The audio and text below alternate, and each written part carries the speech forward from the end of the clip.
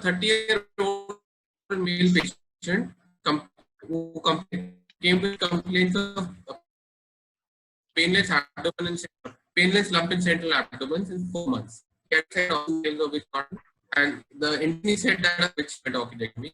On examination was one lump was 6 centimeters, umbilical and right region. Firstly, left out some important points in history. So, did you? I'll start again. It's a 30-year-old married male complained of painless lump in central abdomen since 4 months. History of right side orchidectomy 2 years ago. Details of which are not available. Patient, the indication he told us was that he had a history of total swelling for which he underwent orchidectomy.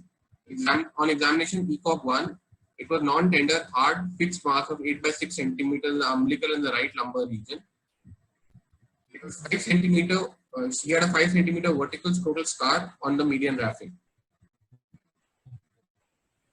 So, Ajay, can you hear me? Sir, tell me, sir. Yeah, so you saw me, right? Did you see history, Ajay? So I don't think I'm audible, so I'll just clear what all I wanted to mention at this point where I've written any other history or examination. So whenever we are taking a case for testicular cancer, we should always make sure that how many children does the patient have, because this can lead to infertility, or if the patient desires any more. Important is less than 5% of testicular cancers tend to have genetic predisposition, with less than 1%, 1 to 2% being bilateral also. And there should be history of undescended testis which should be elicited, because cryptorchidism, undescended testis leads to is predisposed to seminoma in later life. Then also history of gynecomastia for 2 reasons, because these patients are usually testosterone deficient, which can lead to gynecomastia. Also, Klinefelter syndrome has high propensity to develop testicular cancer, which sometimes manifests as gynecomastia. So these are some important points in the history of testicular cancer. Am I audible? Yes, sir. Yeah. Yes, So, sir. Very much audible. Yeah. So when I call out your name, it's better if you guys answer some questions, so it will be more interactive and more. It will be better for everybody. So, Ajay, how will you proceed in this case, knowing the history?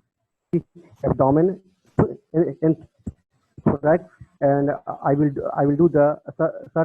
After that, I would like to do the image guided biopsy and the testicular marker, serum marker like HCG, alpha protein, and AFP. Okay, markers is one. What else did you say? Sir, CCT, thorax and abdomen pelvis. Okay, anything else? Sir, biopsy. Right. So these were the markers. AFP was 30, beta HCG was 7 to 8 milli international units per ml, LDH was 480. Biopsy, a investigated biopsy was done, which shows germ cell tumor. And I'll show you in the next slide. I'll show you the CT abdomen, CT pictures. So these are the CT pictures. You can have a look. Can you see? So when should the markers be done? When should the markers be done? Should they be done pre-orchidectomy, post-orchidectomy, or both? Post-orchidectomy, sir. Post-orchidectomy, sir. After the. So you mean to say we need not do a pre-orchidectomy markers? What is the significance of doing pre-orchidectomy markers, and what's the significance of doing post-orchidectomy markers? Anybody can answer. Mandar, Sandeep, Kishan, even from other institutes. Sir, to rule out a residual disease after surgery or chemotherapy. No, see, right now we've just started. This was a patient who's come with a lump in the abdomen, or a patient who has normal testing. Now, if you've done testicular markers before doing an orchidectomy, why have you done? Like, what do you expect out of it? What does it give you? What information does it provide you? Sir, to know the any metastatic to the retroperitoneal lymph nodes or anywhere in the body. Metastatic. So, again, please say again.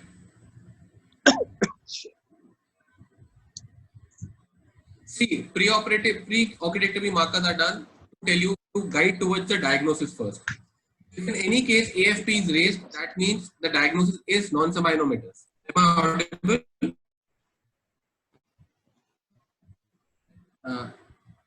Can you guys hear me? Am I audible? Yes, you are audible. Tarun, go on. Yeah. So we do a pre-occupatory marker for two reasons. Firstly, it helps us in the diagnosis. As to what is the diagnosis, only if AFP is raised, it will help us to know it is the diagnosis will go in favor of non-seminomatous germ cell tumor. LDH, as you all know, tells us the tumor load, and beta HCG can be raised in both. It can be raised in seminoma also and non-seminomatous tumors also. The second reason is, suppose you done pre-operative markers and you get marginal rise in AFP and you did an operating after that. Your operating should stop seminoma. But because the pre-operative AFP was raised, the treatment will still be guided according to the guidelines for non-seminomatous germ cell tumor, because AFP is only and only produced by non-seminomatous elements of the tumor and not by seminoma. So that's the reason for doing pre-orchidectomy markers. Why do we do post-orchidectomy markers?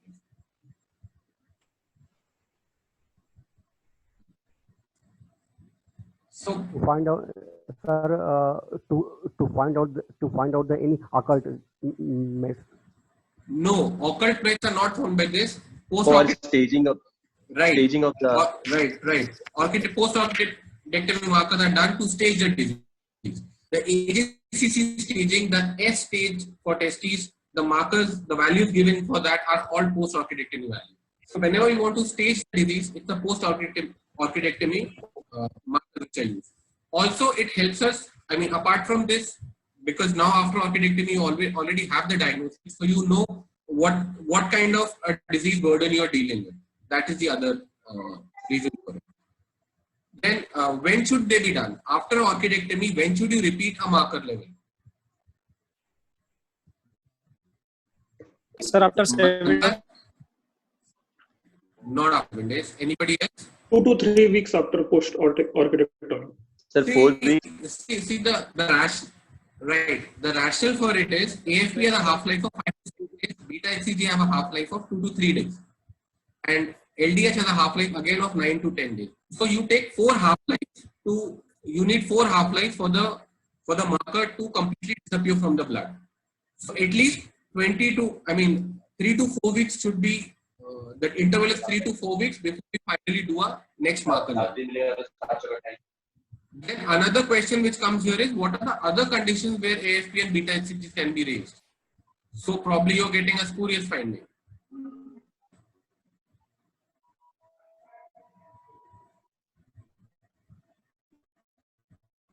Other conditions where you will get a raise in AFP will be liver diseases, a lot of liver tumors like hepatoblastoma, which are also seen in younger age group, and HCC or chronic hepatitis. These will give rise to they'll be rise in AFP, and beta HCG can be raised in patients who have hyperthyroidism, because the subunit, the alpha subunit and beta subunit, one of the subunits of the HCG is similar to that of thyroid hormone. So it can give you a spurious test when it's done in the lab.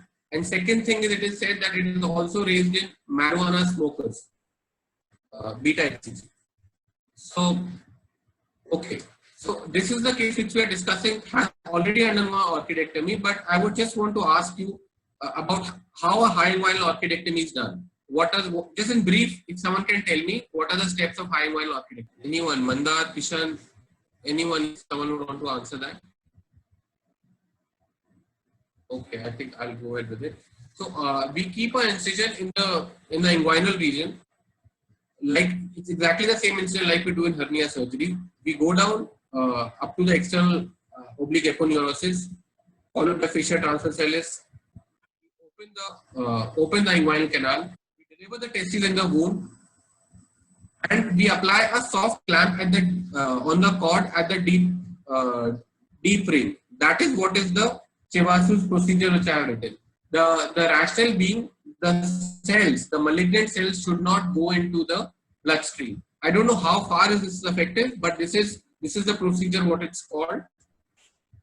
And also when you ligate the cord, preferably ligate it with a suture which does not disintegrate into the body so easily, because when you do a final surgery in the form of RPLND, you are supposed to take out the whole cord of that side.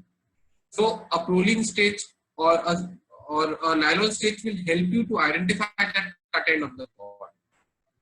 Many times, a lot of examiners ask about what are the layers of testes and what are the layers of scrotum, which you can all read up. It's like tunica vasculosa, albuginea and vaginalis, and there are another 4 layers of scrotum right from skin, dartos, external spermatic fissure, cremastic fissure, internal spermatic fissure. This all you can read up. So this was the one more thing. I'll just come to it. So this was the scan which everybody can see. There are big nodes in the retroperitoneum all across right up to the renal vasculature. So this is an N2 disease, all less than 5 centimeters. So this was an N2 disease. Sorry, it's an N3 disease.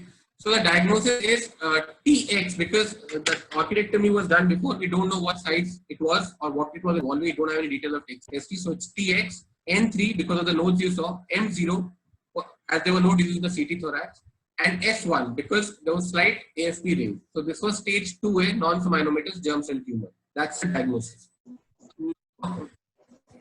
Will anyone tell me how will we proceed with the treatment of this patient now that we have the diagnosis? Anyone? Sir, chemotherapy plus RPLND. So, chemotherapy, yes. I mean, as this being advanced disease, a lot of nodes in the retroperitoneum, we will proceed. Let's talk about the first part, chemotherapy. So, what sort of chemotherapy will you want to give in this patient? BP regimen. 3 cycles of BP regimen. Right. So, do you want to do any investigation before giving BEP? The pulmonary function test can be assessed. Right. So, what pulmonary function test is required for giving bleomycin, which is a must? Sir, spirometry? Sir, DLCO. No. Sir, DLCO is the test which is required for giving, yes, because see, spirometry gives you only the chest wall function. DLCO gives you the membrane exchange function, the exchange at the alveolar level. So all chemotherapy related lung toxicities, we need a DLCO. We need a pre-chemo DLCO, baseline DLCO. And also when we give such high doses of cisplatin, some centers are doing audiometry studies also to direct this chemotherapy. These are two specific things. Also, one more thing I would bring to your notice: before you start any kind of treatment in these patients, you need to counsel the patient for cisplatin. This should be before.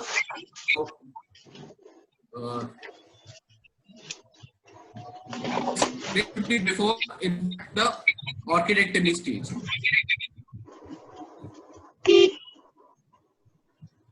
So, sperm banking should be discussed if the patient is unmarried or is married and wants to have more children. So that should be done before a hyoid orchidectomy is done, or if it's already been done, like in this case, then before the chemotherapy starts. So these 3 things should be kept in mind. So, as you said, chemotherapy is a BEP regimen. Sandeep, will you quickly tell me the dosage of BEP if you know? Sir, bleomycin, that is 30 unit. Right. Day 1, day 8, day 15. Then Right. idursulfase 100 milligram per meter square for 5 days. And then cisplatin, there is 20 milligram per meter square for 5 days. So that is the chemotherapy given, 3 cycles of which are given. So what is the cumulative dose for bleomycin toxicity? What is the upper extent of bleomycin you can go up to? Anybody? After which it is known to manifest its pulmonary toxicity. That is Is 450. 400, 400 use. And what is the upper limit for etoposide? The cumulative dose for etoposide?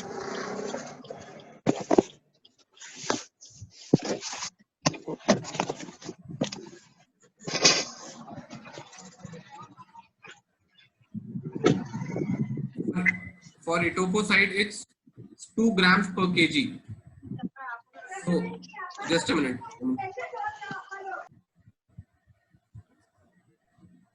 Right. So, any other regimens you are aware of which can be given instead of BEP, and when they are preferred? EP, sir. EP. EP is one. Right. And any other thing? VEB. Any other? VIP, right? What is VIP? VIP. What is VIP? That is, sir, vincristine, ifosfamide, and platin. No. Vinblastine. Vinblastine. No, Vinblastine. that is VEIP. Vinblastine is VEIP, and that is the second line.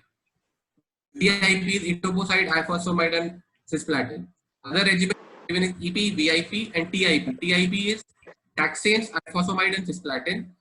The point to be in TIP, the dose of paclitaxel described is 250 mg per meter square. It's a very, very high dose. These alternative regimens without bleomycin are given when you have a disease in the thorax or in the mediastinum, and when you are contemplating a thoracic surgery at a later date. That's when you try and not give bleomycin, give other regimens. Do you know of any second line or third line regimens in this?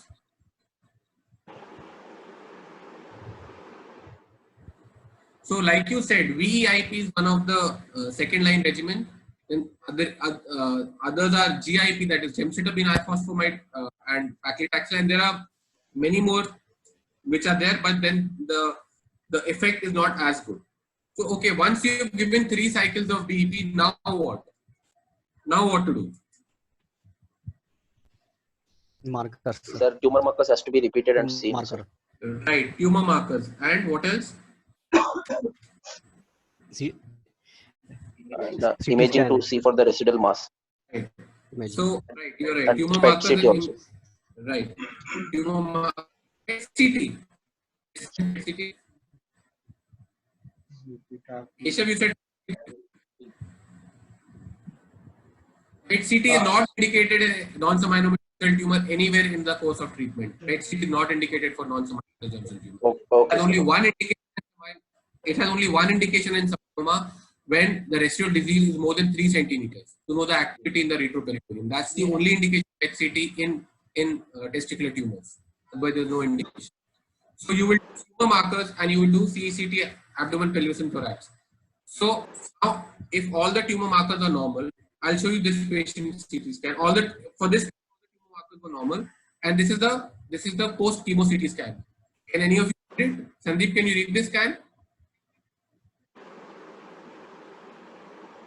Yes, sir. There is a residual mass. Where do you see the residual mass? Sir, left side, but Right. left to the aorta. Yes, Right, left you to the see aorta. the Yes. Para-aortic, you can see pre-cable. If you can see my cursor, then it's pre-cable and para-aortic, and Yes, part sir. is retrocable also. If you see, now, this was a node which was more than 3 centimeters in meter, which was reported. So now what do you do? Seeing this is the CT scan, now what do you do?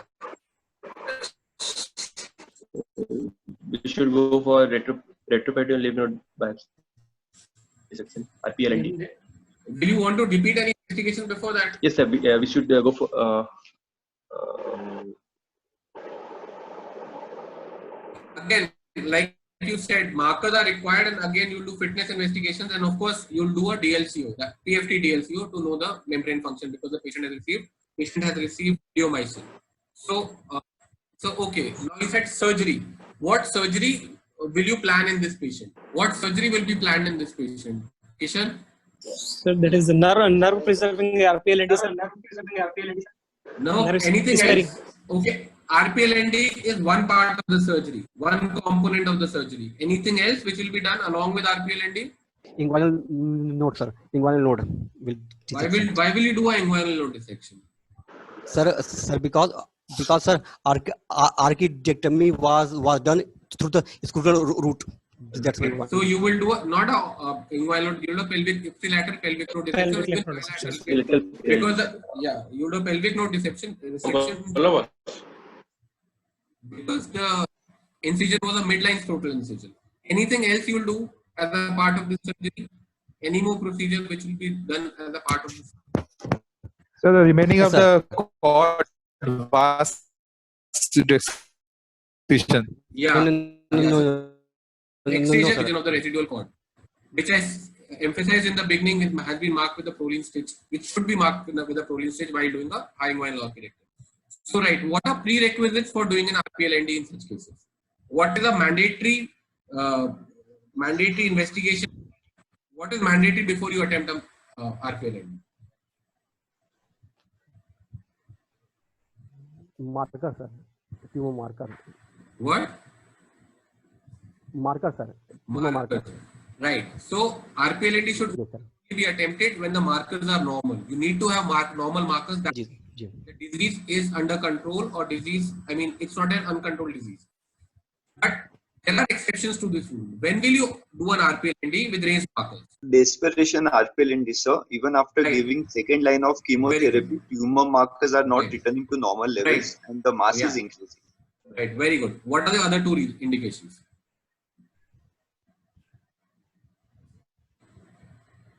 Progressive increase in the size of the lesion with symptomatic patient is complaining of symptoms. What is that called? What is that called?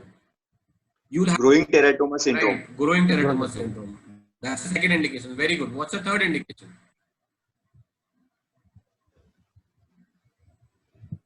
So third indication is sometimes you have cystic nodes in the retroperitoneum.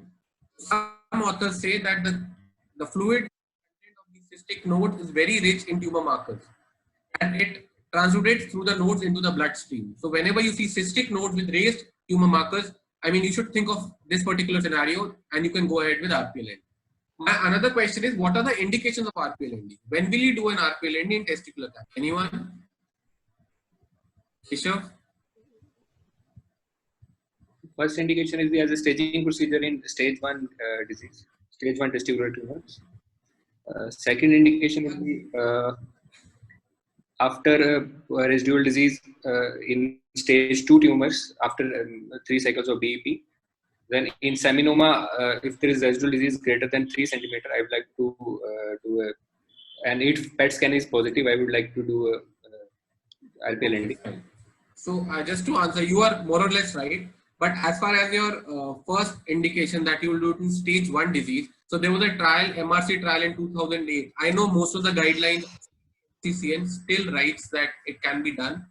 But there was a trial in 2008, it was an MRC trial, which randomized patients to upfront RPLND and upfront 1 cycle of BEP.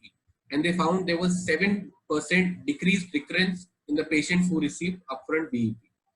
So it's not a, I agree that trial was not a very well conducted trial, especially in terms of surgical quality.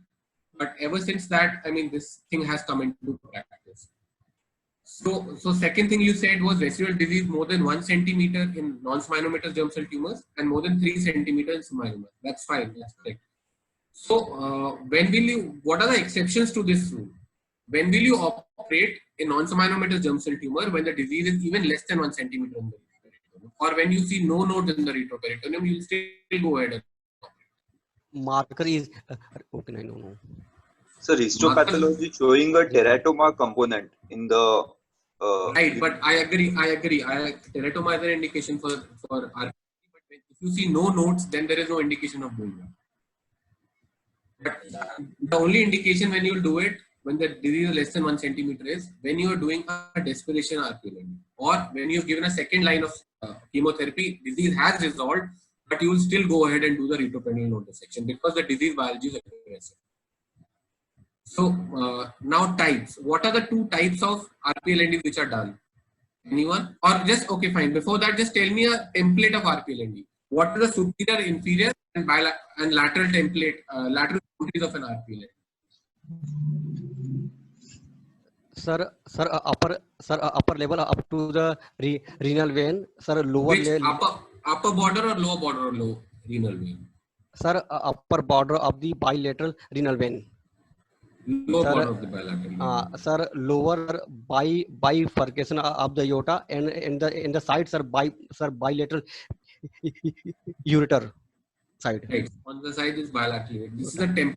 So now there are two types of RPLNDs which are described. One is a template RPLND, picture which is seen on the screen. There are two templates. And the second one is nerve dissecting RPLND. So the concept is in nerve dissecting RPLNDs, you upfront dissect the nerve, you see them, you secure them, and then go ahead and remove all the tissue. In template RPLNDs, you don't make an attempt to see the nerve. You just go according to the set template and you just remove nodes in that template. But in post-chemo setting, template RPLNDs are not advised. They're only advised when they're done for upfront setting, because you tend to leave some tissue behind. In fact, you tend to leave a lot of tissue behind when you do template RPLND. So, anyone will quickly tell me steps of RPLND? How will you go ahead?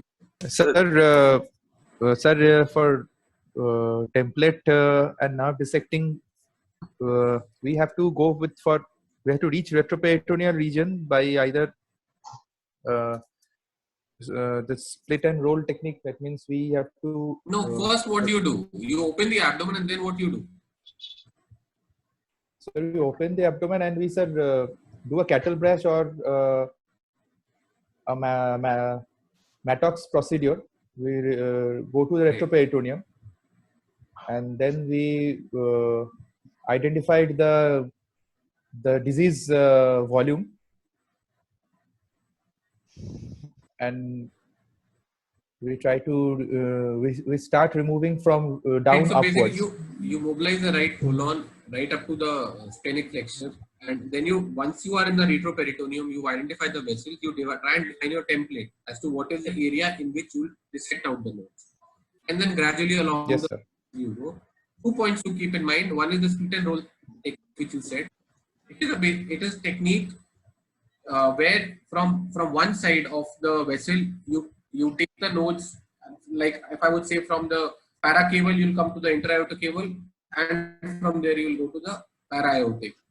And one more which should be kept in mind is that for adequate clearance you should ligate the lumbar vessels. They are very much required for adequate clearance. So it's even the tissue is not there, you should go down and clip the lumbar vessel. You get to see 2 to 3 lumbar vessels on each side in IVC and aorta.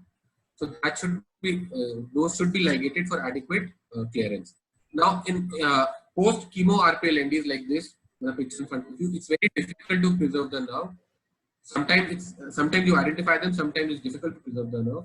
But you see the nerve around the inferior mesenteric artery, which is seen, if in this picture is the inferior mesenteric artery.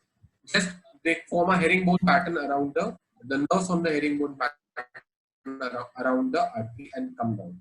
So these are the things which should be kept in mind while doing an RPLND. And you should try and clip as much as possible, because very common complication of RPLND is lymphatic leak. That brings me, what are the common complications following an RPLND? That chyle leak and autonomous dysfunction. Chyle leak. Okay, chyle leak is one. How do you manage chyle leak? Sir, we have to tie at the. That is intraoperative. As I said, you have to clip or tie. Clip and tie.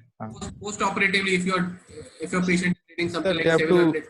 So we have to fat restrict the patient, nutritional restriction, fat. Give medium chain fatty acid in diet. And you have to give parenteral nutrition or protein. Long-term parenteral nutrition. And wait and watch therapy. And what are the other complications? Autonomic dysfunction, diarrhea. Autonomic dysfunction, what do you expect? Retrograde ejaculation, sir. Right, retrograde ejaculation. How do you diagnose retrograde ejaculation? What will the patient come to you?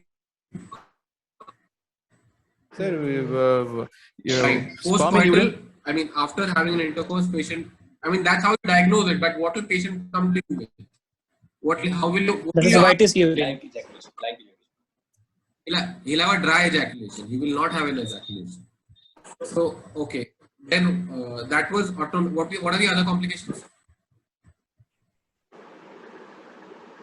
Sir, I would classify Sir, them into hemorrhage, sir, injury to ureter, Right. paralytic ileus. Right. Pulmonary complications. No, paralytic ileus is a very common and a very troublesome postoperative complication. And the rest I think is covered. I don't think those are the other things. Can you see there's an anomaly in this picture? There's an anatomical anomaly in this picture. Anyone can tell?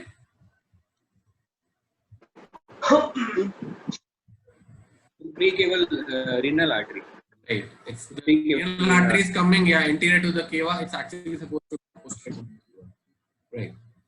So after we did the RPL, this was the histopathology of the patient. So we did a retroperitoneal dissection with bilateral pelvic floor dissection. We removed the spermatic cord and the scrotal scar also. So total 9 nodes were dissected. 26 showed chemofibrosis, and 1 node showed islands of cartilage, indicating that it was a teratoma. So post chemo, RPL stage was PTX N0MX. I would still call it stage 1 because we don't know the details of the ST hysterectomy was done. So what next? Anything else? Since it's a teratoma, so no chemotherapy would be advised post-operatively. Chemotherapy you think will be advised? No post-operative chemotherapy. So when do you advise post-surgery chemotherapy? What are the indications? When will you give a consolidation? Listen to me. When will you give consolidation chemotherapy? And when will you give a second-line chemotherapy? Any other tumor, non-pseudomonas germ cell tumor other than teratoma, I would like to treat by consolidation chemotherapy. When will you give second line? Second line probably after recurrence. Yeah, just a minute. See, now 40% of the times when you RPL you will get teratoma in the nodes. 40% of the times you will get fibrosis. 40 to 45%. Remaining 10 to 50% times you will get a viable tumor. Right. So when you get a residual viable tumor post RPL, that's when you give consolidation chemotherapy. That means whatever chemotherapy you had given pre-operatively, you will give another 2 cycles of it. In case you given BEP, you will not get BEP again, you will get only EP. Right? Now, second line chemotherapy is when you get complete viable disease. As mean there is no teratoma, no fibrosis, there was no response to chemotherapy. That means now you'll have to change the line of your chemotherapy. If you given BEP, probably TIP now or some other line of chemotherapy. So how do you follow up these patients?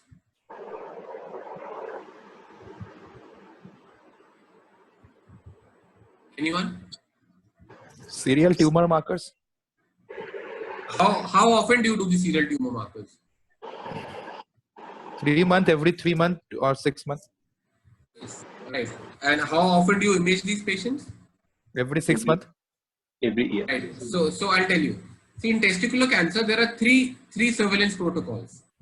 The strictest ranges are for those in which you are doing surveillance, like in seminoma when you've done an orchidectomy and you're observing, giving no chemotherapy, or in non-seminoma when you've done orchidectomy and given 1 cycle of BEP and you're observing. Then you do three monthly and twice a year you do imaging of retroperitoneum and thorax. In the case we just discussed, where you've done a complete RPL, you still need to do markers every 4 monthly, and you need to image the retroperitoneum once a year. Right? So that is follow up. Now, sir, would you repeat the follow up because the voice was breaking? Yeah, the follow up is every 3 monthly. Whenever you are observing, like I said, in the early stages where you've not done an RPL or you've not given chemotherapy, where you're only observing after orchidectomy, that time you will do the markers every 3 monthly. You image the patient twice in a year. Did you understand, Menak? Yes, sir. Yeah, and when you've done a surgery like this, the case we described, then you do the every 4 monthly, Okay. and image the patient once a year. Okay, sir. Okay. So this is follow-up. Now, one very common thing, because testicular cancer has long survival. It gives you survival in the tune of 15 years or even more. So these patients are prone to develop a lot of secondary neoplasms. Can anybody tell me what are the common neoplasms we'll get in these patients and why do you get them? Sir, blood cancer, sir. Most common Okay, is what blood cancer? Blood cancer is a very Myeloid leukemia, sir. leukemia, Leukemia. myeloid series, sir. Myeloid series, myelodysplastic disease, myeloid disease, acute myeloid leukemia. Yeah, right. Acute myeloid leukemia. Why do you get it? Chemotherapy, sir. Which chemotherapy? Etoposide. Right. Etoposide. So as I said in the beginning, the cumulative dose for etoposide is 2 grams per meter square. It's around the chances of getting a leukemia AML is 1.3% after a patient receives 2 grams per meter square, which increases to more than 3% when the cumulative dose exceeds 3 grams per meter square. So one is etoposide, and the latent period is about 10 years. If a patient develops leukemia before 10 years, then it has very bad prognosis. That's the second point which you should remember. Any other malignancy you guys can think of? tumor in opposite testis. Right. What is the percentage of, what is the frequency, and when does after how much time will the patient present with that? It's 2%. Right, it's less than 5%. Right, that's right. And patient usually presents in 3 to 4 years with an opposite testicular mass. Now, any other malignancy? Adenocarcinoma of the intestine. No. Okay, so I'll just say that part which I have not discussed, because when you treat an early seminoma, the part of the treatment is radiation to the retroperitoneum, para-aortic radiation of 20 gray, which is given in the midline. So midline structures are prone to develop tumors maybe after 15 years or 20 years. This could be from stomach, pancreas, uterus, bladder, but all the structures which fall in the midline do tend to develop malignancy at a later date. And it is said the risk of malignancy lasts for about 35 years after radiation. Secondary malignant neoplasm. Now, what about the paternity post treatment of testicular cancers? How many % of the patients are able to father a child after getting this treatment?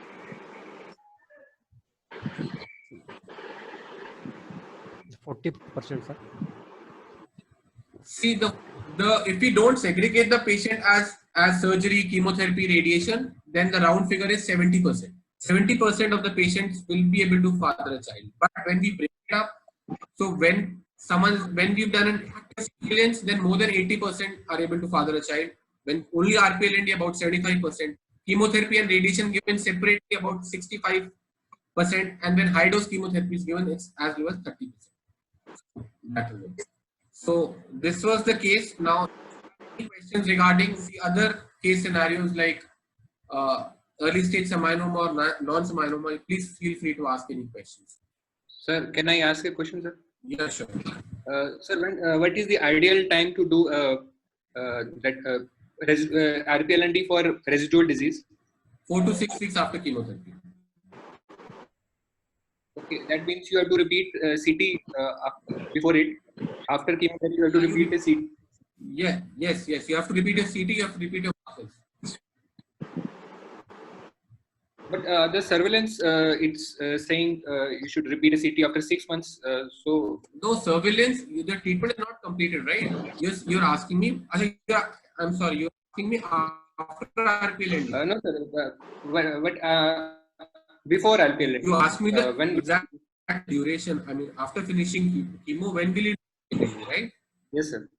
So, according to your imaging, if there are nodes and if you plan to do an RPLND, it should be done within 4 to 6 weeks of completion of chemotherapy. Okay. Thank you.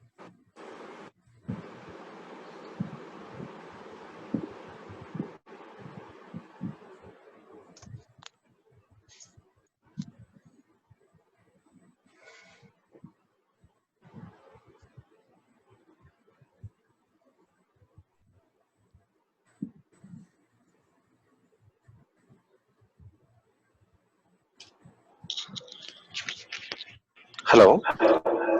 Yeah. Yes, sir. Sir, is there any difference in RPLND done for a seminoma versus non-seminomatous tumors?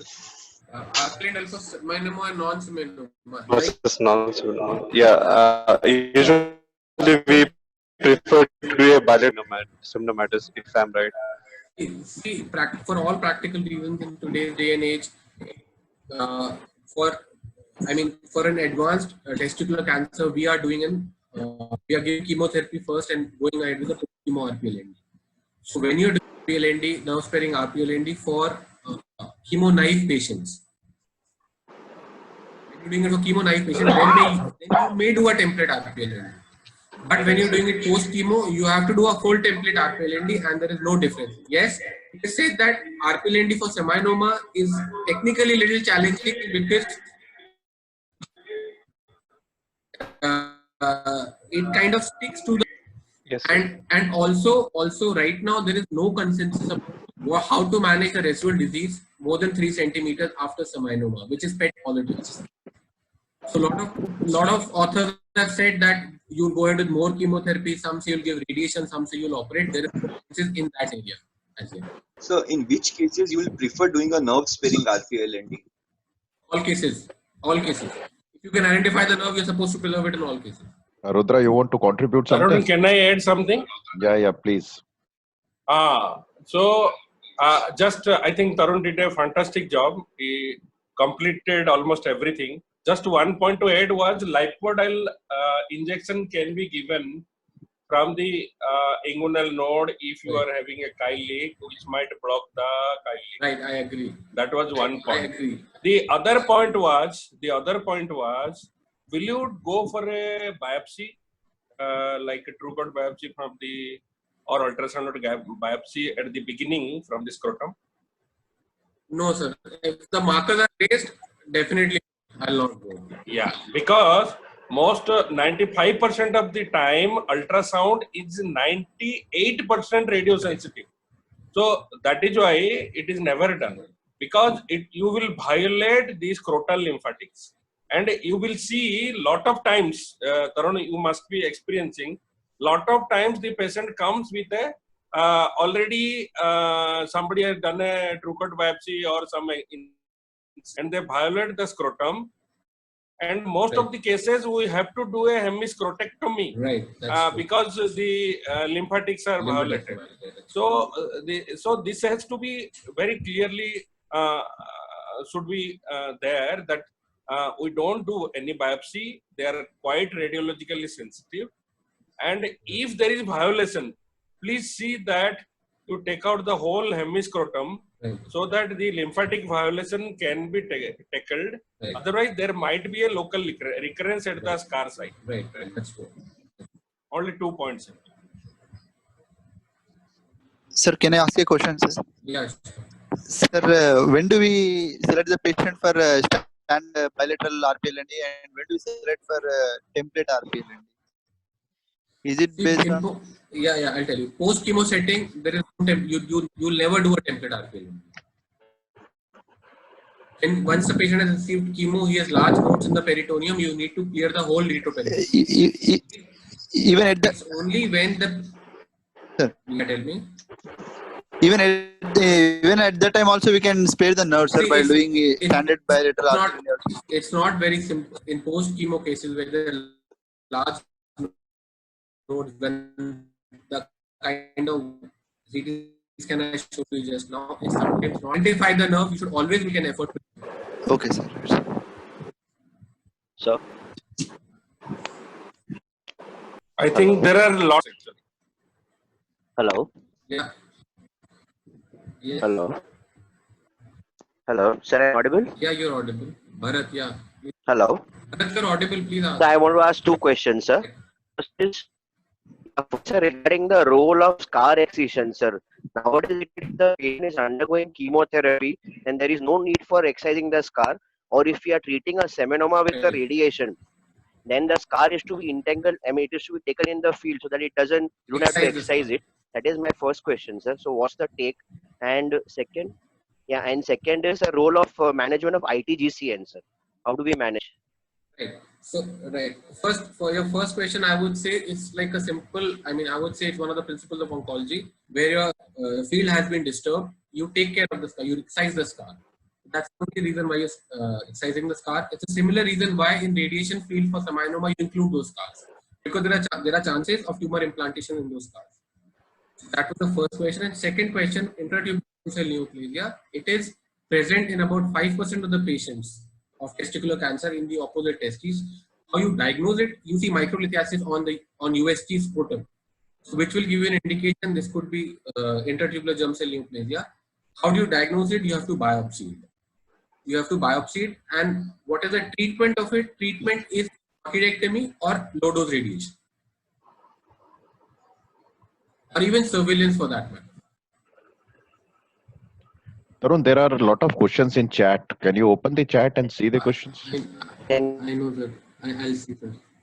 So I'll start from below upwards. I'll start from Dr. Pawan's question is: as this patient has total incision, need for inguinal block dissection.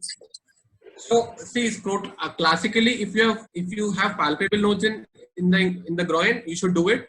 But thing is, if there is scrotal violation, that is, if there is scrotal incision, previous hernia incision, vasectomy incision, appendicectomy incision, which is lower down, you go with pelvic dissection. But if you can feel the nodes, if you have the palpable nodes in the groin, you do that. You take them out. Then another question, role of scar incision, I think I've answered. RPLND in seminoma is post chemo more than 3 centimeter residual PET positive node the only indication. I'm afraid this not. Nowadays it's a very gray zone. As I said, there's difference of opinion. Some clinicians are treating it with more chemo, some clinicians with radiation, some clinicians with surgery. So I'm operating at our institute. We are operating, but it's an area which is we are not very clear about. Then only thing why people are against surgery in this is difficult because of the fibrosis and seminoma which is seen along the vessels.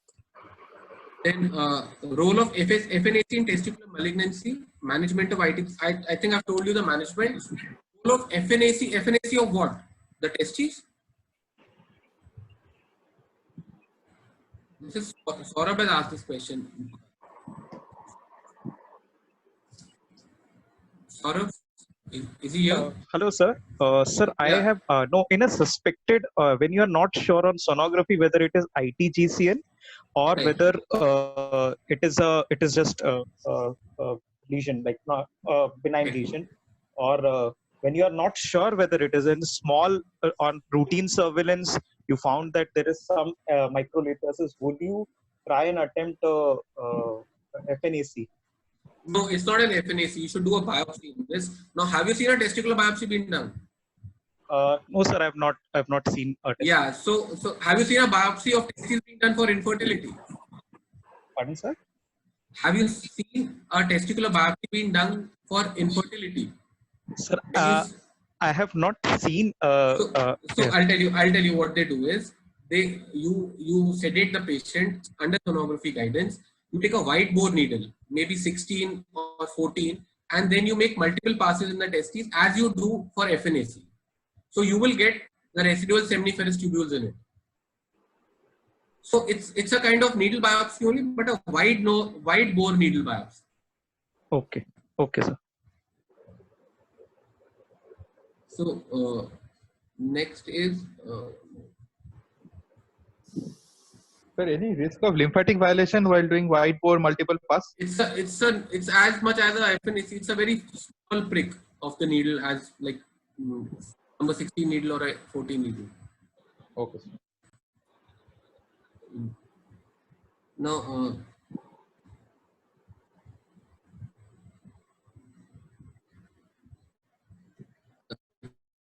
if the surgery was done, we call it late recurrence. There is no definition for late recurrence, but I mean,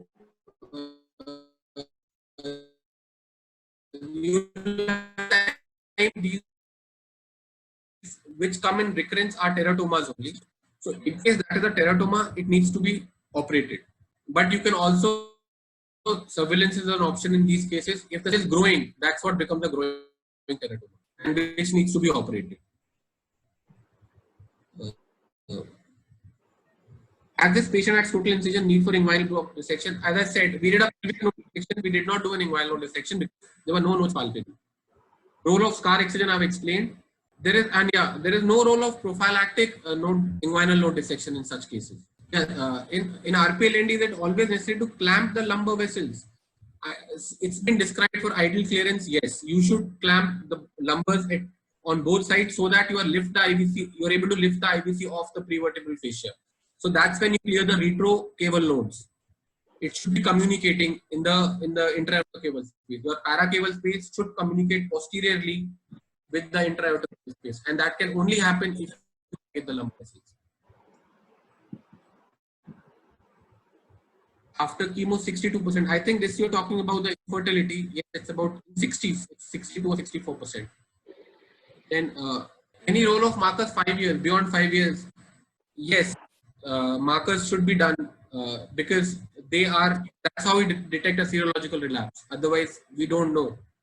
So markers should be done even when patients are at longer follow-ups. Tarun, better you come down again on the chat, and there are new messages that you should read. Upper messages were answered to your question.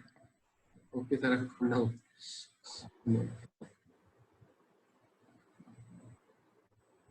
Anil wanted to ask. Anil, go ahead. Anil, I can see a question. What is Chevashu? You mentioned in the slide. Chevashu procedure, it's a old-time procedure. That paper probably had come out in 1983, but that question is still asked in exams. The procedure is you put a soft clamp on the deep inguinal ring. You put a soft clamp on the cord at the deep inguinal ring. The rationale being so that the malignant cells do not go into the bloodstream. So once the first step you do after putting an incision, you clamp the cord and then deliver the testes in the inguinal canal. Then should USD scrotum be done for this case for opposite testes? See, this is again a little controversial. About 5% of these patients will have intratubular germ cell neoplasia, but no guideline says it should be done. I mean, everywhere it's said that it should be done because of 5% chance of developing an opposite testicular cancer, but European guidelines or NCCN, none of them have put it in the guideline that it should be done. So, I mean, it's open. It's probably up to the clinician what he wants to do. Any role of RT? No role of radiation in non-seminomatous germ cell tumors. Common site of nerve injury at the time of RPLND, it's when you're trying to dissect the inferior mesenteric artery. And when there are nodes in the intra-aortocaval region, in the region of inferior mesenteric artery, that's where you damage the nerve. It's because you tend to come on the vessel and lift off the node from the vessel, and that's where even the nerve gets lifted up. How to prevent it? You come down in the sacral promontory, like in an APR or an LAR, the way you identify the nerve, a little lower down. You first identify the nerve and then go above to dissect the inferior mesenteric artery. Even in seminomatous germ cell tumors, role of post-surgery on surveillance marker evaluation. I didn't get this question. Even in role of...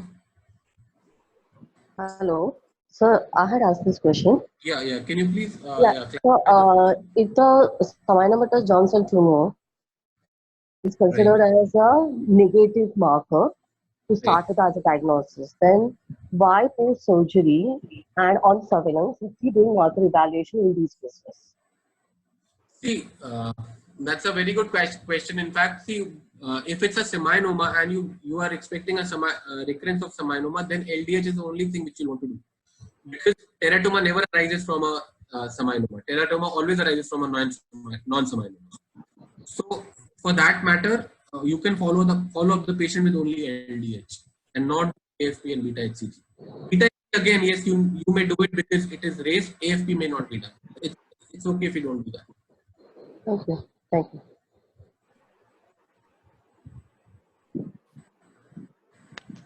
Hello. Yeah. Hello, sir. Yes. So one question, sir. So if you have a patient who's come with a right-sided undescended testis, and a RP mass, and the left side testis is normal to start with.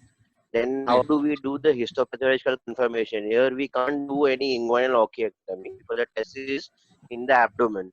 So what do we biopsy, the testis or the RP mass, or whichever is easy, sir? You do a UST guided or CT guided biopsy from this mass, and of course the markers.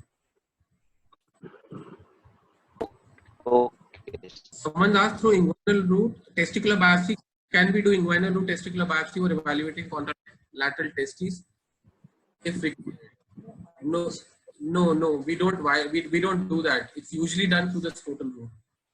See, there's a very limited indication of testicular biopsy in testicular tumors. The only indication is intratubular germ cell neoplasia, that too of the opposite testes, not of the same testes, the site the patient has the lesion of. So it's not recommended. It's not, the route is not recommended. Sir बोलिए sir, बस बढ़िया घर पे. Sir, one question.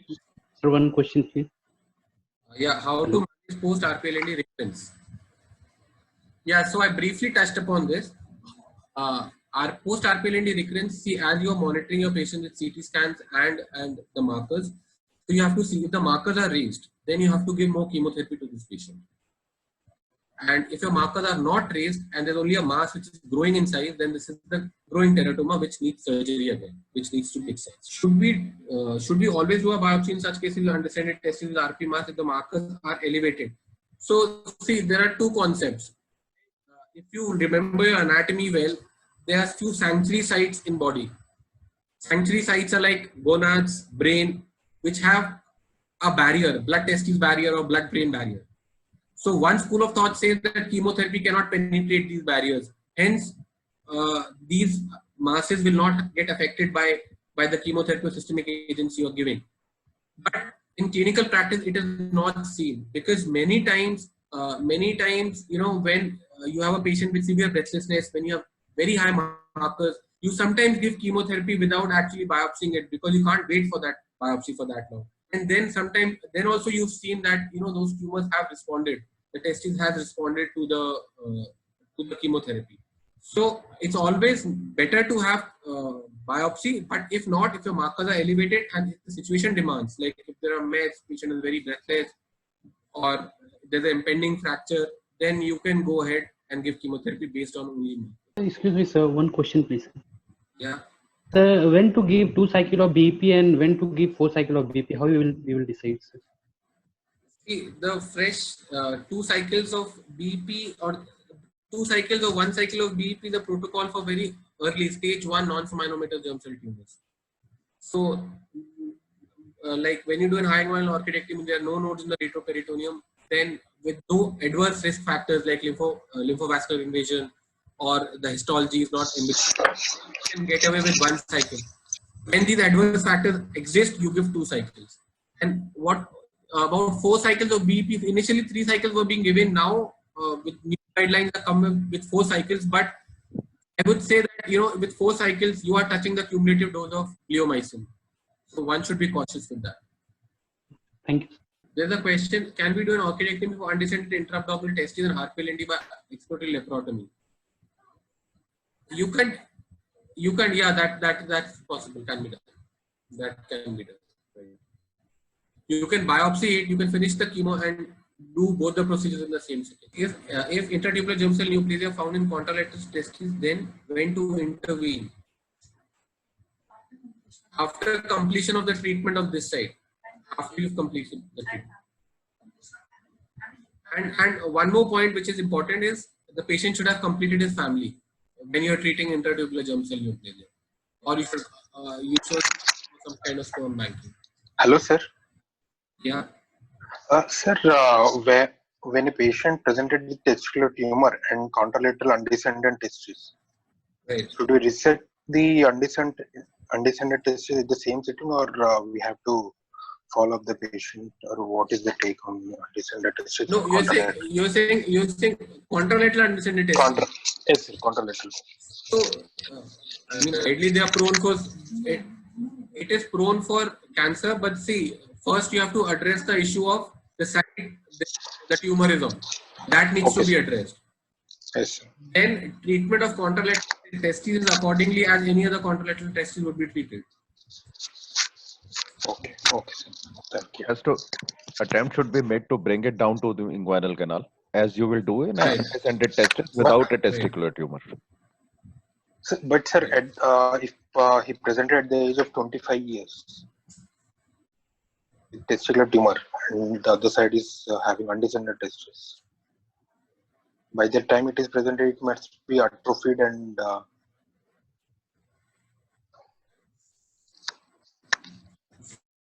if the patient is 25 years, there's very less chance that testicle will be functional. Yes, sir. That was. So I mean, in that case, and it's prone for tumor, I agree. It can be taken out, but then still, as you said, you should treat the side where the tumor is and treat this accordingly, depending if there is any function of this testicle, if it's functional or non-functional. Okay, sir. Thank you. If there are no more questions, I think we'll stop. Yeah, Sneha is asking, can we have a recording of this case? Some people were not able to attend because the number was limited to 100 and it was above the 100.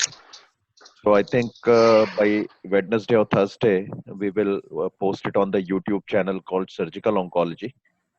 All of you can go to that channel and all previous classes videos are available on that channel. Karthik is asking about semen analysis.